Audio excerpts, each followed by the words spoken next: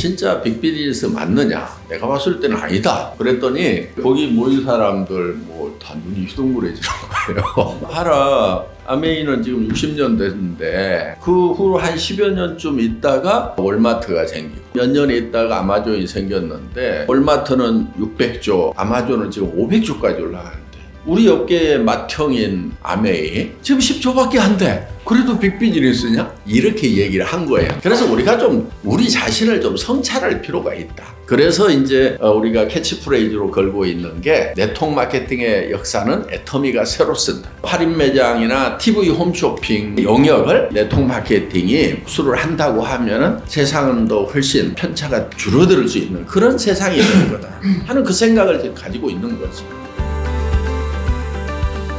요즘처럼 어려운 경기 상황 속에서도 새로운 미래에 대한 지평을 뚫고 그것들에 대한 지평을 제시하는 기업을 공익기업이라고 얘기를 하거든요. 근데 애터미가 절대품질, 절대가격이라는 경쟁의하고 성공의 민주화라고 하는 기업의 존재 목적이라고 하는 게 시즈라고 날줄로 결합이 돼서 다른 데서 카피가 안 되는 탭스트리가 만들어지고 이게 비전으로 제시가 되고 이게 구성원들 마음속에 심어져서 이제 제시하는 형태로 지평들이 끊임없이 이렇게 올라가고 있는 형태인데 하나의 기업이 성장하려면 돈을 벌어야 되잖아요. 많이 벌면 많이 벌수록 더 빨리 크는 건데 그것을 생산자, 중간 유통업자, 소비자 이 단계에 골고루 이익을 줘가면서 성장한다.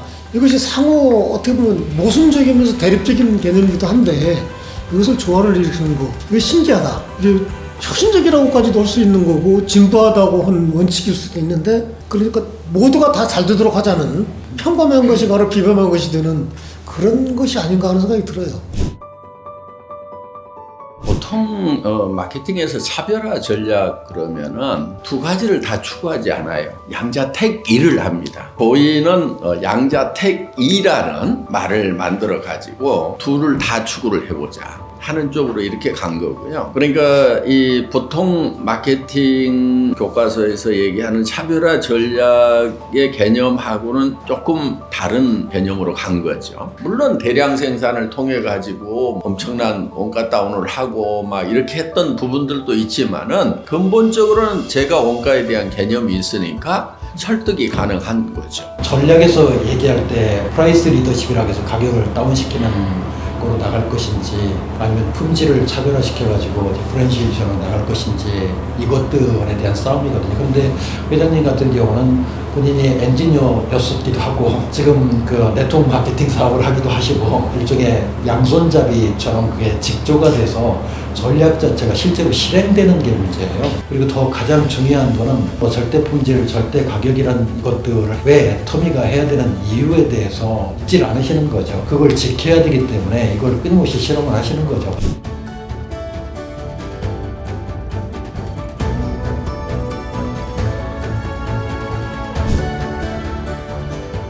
소비자 중심 경영에 선정이 됐다. 그건 공적인 인정이거든요. 다른 네트워크 마케팅, 경쟁사 또는 그보다 좀 적은 회사들 그런 다른 회사들까지도 굉장히 그 수긍 효과를 노리게 되는 그래서 소비자한테 신뢰를 주는 그런 효과가 있는 거라서 굉장히 큰 의미가 있는 것입니다. 저희도 한국유통법학회에서는 또 2018년도에 유통혁신 대상이라는 것을 수여를 했는데요. 대한민국의 전체 유통 채널에 있는 모든 기업을 대상으로 해서 하나의 기업한테만 주거든요.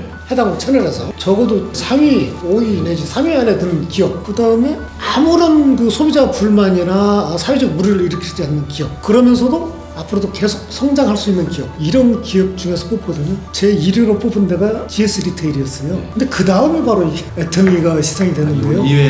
2회죠. 대통령 표창도 받아보고 했는데 그동안 10여 년간 맺힌 게 있어가지고 훈장을 받는 것보다 우리 공정거래위원장님 상을 꼭 한번 좀 받아야 된다. 그렇게 했는데 이제 공정거래위원장님이 이제 소비자 중심 경영 중에서도 우수 업체라고 상을 준다고 그래서 제가 우리 대표이사가 댁에 가서 받아오고 그랬는데 이번 제가 직접 가서 받겠다고. 애터미는 이렇게 일하는 방식을 보면 회사 전체가 실험실하고 비슷해요. 하는 일들이 뭔가 이렇게 정해진 답이 있는 게 아니라 본인들이 답이라고 하는 것들을 먼저 만들어내고 그게 답이라는 걸 사람들한테 각인시키는 프로세스로 일을 하는 경우가 상당히 많거든요. 실제로 이렇게 요즘에 돌파구를 마련하는 기업들의 성장의 동력은 실험이에요. 뭔가 전례가 없기 때문에 하여튼 본인이 이렇게 개념적으로 만들고 이걸 사람들한테 답으로 이렇게 설득을 시키기 위해서 수도 없이 많은 실험들이 이루어진다고 생각이 되고요.